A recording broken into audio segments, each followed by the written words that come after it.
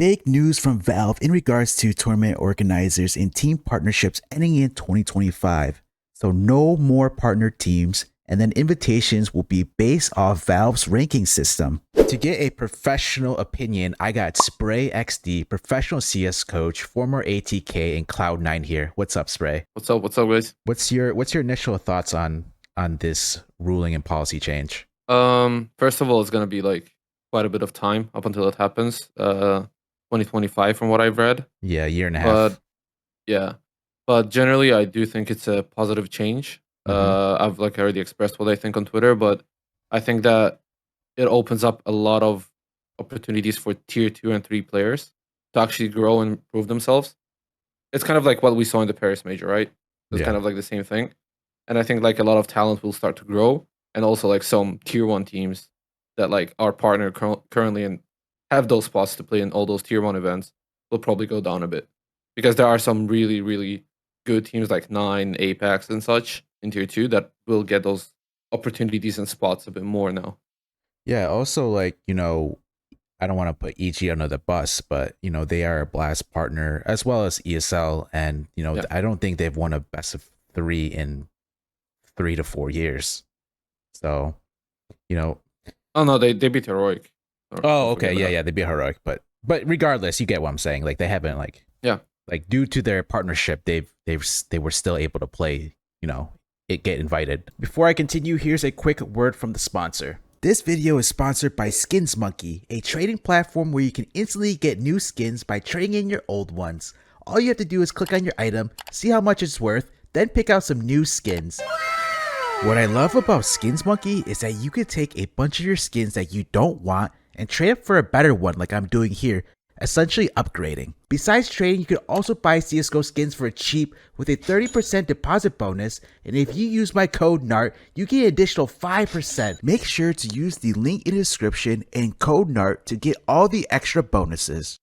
But Yep. Speaking from like your perspective, because you were with ATK who were like tier 2, right? Tier 2, tier 3-ish. Like Yep. that's like you've been in that position. I'd say like being in a position in tier 2 nowadays is quite difficult.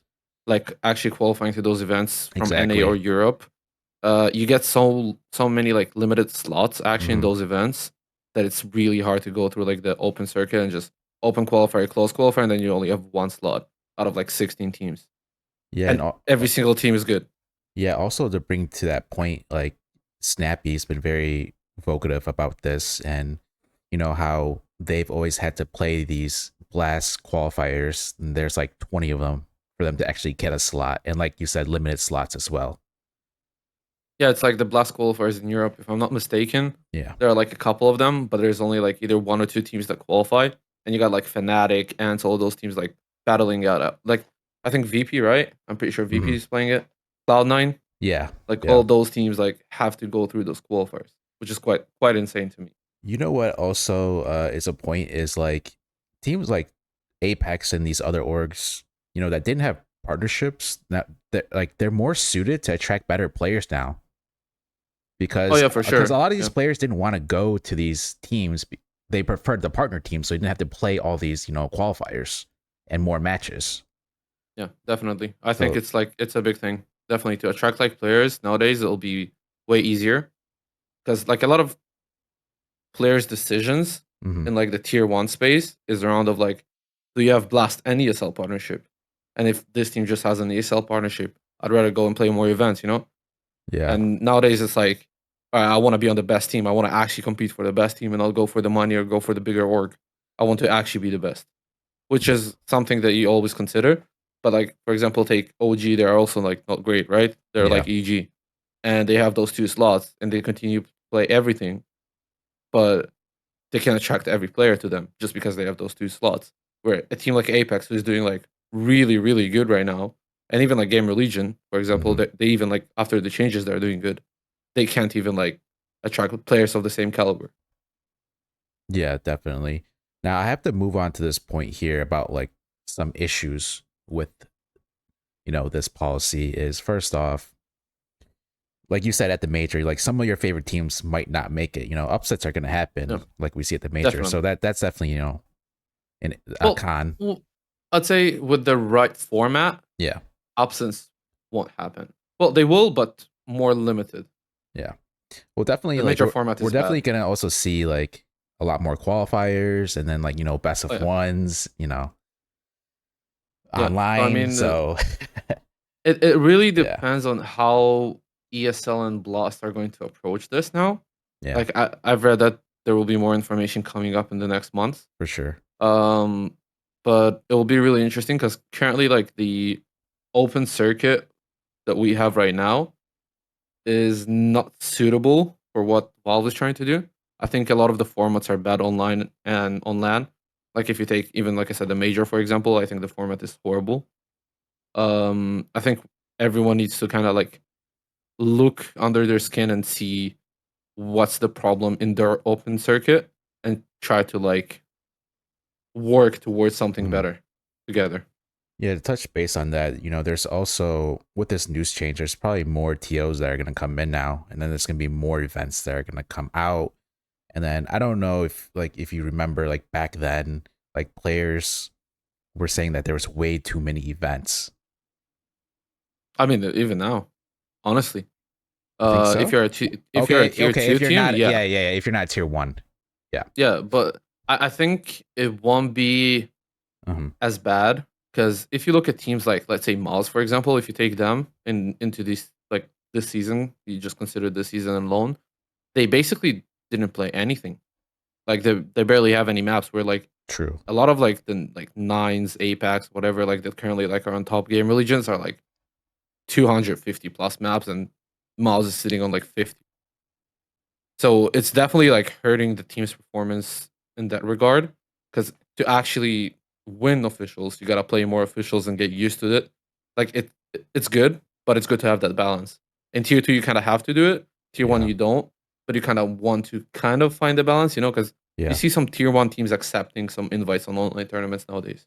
But now it will be more of like your sole focus is on the open circuit, so you'll Uh huh. have more games as it is, which will give you more official experience, which will then make you a better team, and the Yeah. competition will just be better.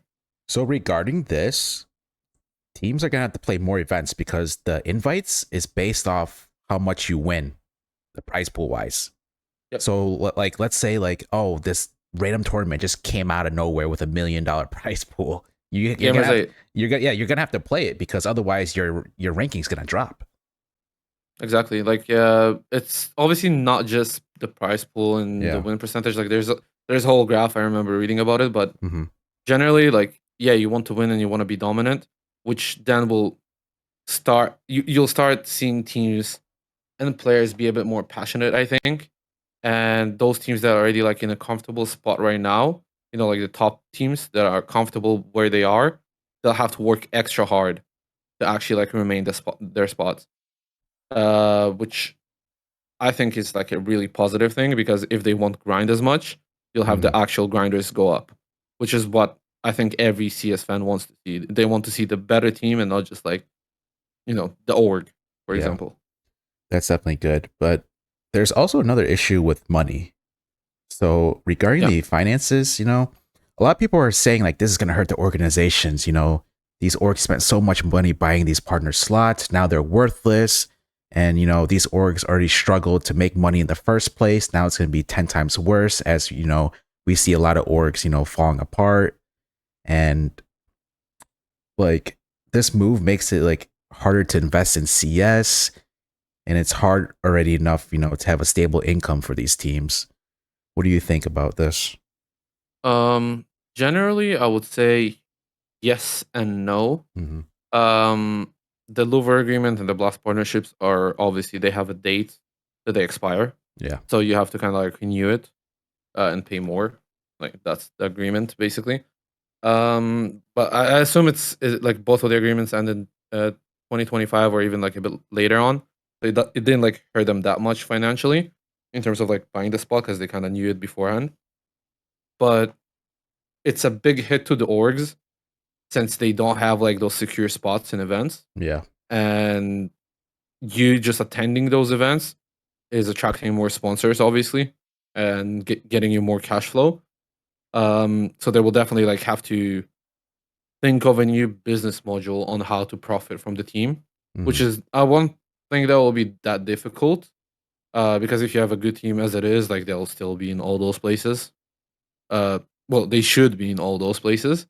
But Yeah. at the same time, some people might like deter from paying that much for salaries, for example, and they will kind of like next contracts they'll try to like shrink it by twice, just because they don't have those slots anymore and they can't promise themselves like a consistent cash flow of selling merch on events and I don't know like promoting in events, right? Like 'cause the Yeah. sponsors are all over the shirts. Like it won't be as consistent as it is now. Maybe Valve can do something, or because outside of sticker money, I'm hoping because they already make a lot of money for the game itself. Yeah, So yeah.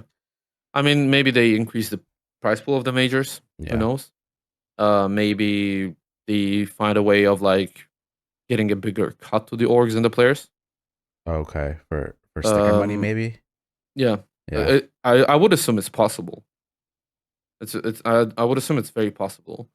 For And sure. then I think like if you find that balance on like Valve sponsored events having that like cash coming in, that will probably even attract more orgs than it did now with the Lover agreement, just purely off Mhm. of like if you look at Dota 2, the TIs and everything. Yeah. Oh, it's insane. Just because of that, like Yeah. orgs just want to like go into Dota, right? Yeah. And Because just build like the best roster. even like the last slot team gets so much money. Yeah, exactly. Yeah.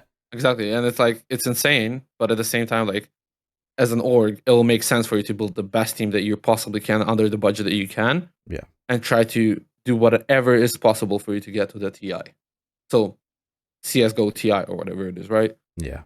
They definitely like it's a work in progress, and their ranking system, needs to be reworked because I looked at it, and It's quite odd. Sponge's mixed team that he played with for that content creator tournament is in there. His team's ranked 55.